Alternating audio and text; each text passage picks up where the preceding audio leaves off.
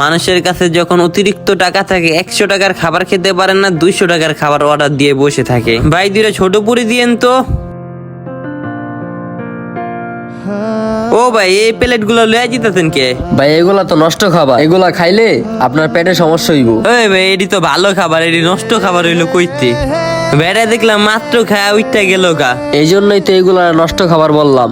একজন মানুষ যদি খায়া রাইখা দেয় ওইগুলা কি নষ্ট খাবার হয়? ওই বেটাটার পেটে খাবার আর তো আধা কেজি, বেটা লয়া বয়া পড়ছিল 1 কেজি। আপনি এখন এডি দিয়ে কি পুরি খাইতে পারবেন? ও ভাই পারমু ভাই, ওই বেটার মাথায় তো বুদ্ধি নাই। যদি বুদ্ধি থাকতো তাহলে লাস্টের খাবারগুলো একবারে শেষ করে যেত, এমনি খাবারটি অপচয় করতো না। আর আমি শুনছি ভাই লাস্টের খাবারে সব থেকে বেশি ক্যালসিয়াম থাকে। নিশ্চিত পাবনার থেকে সারা পেয়ে আইছি। খাবার কিন্তু খুবই মূল্যবান জিনিস, এটার মূল্যটা একজন ক্ষুধার্ত মানুষ দিতে পারে। আর যেই লোকটা খাবার অপচয় করে তার একটু ক্ষুধার্ত মানুষের কাছে প্রশ্ন করা দরকার, ক্ষুধার কি জ্বালা।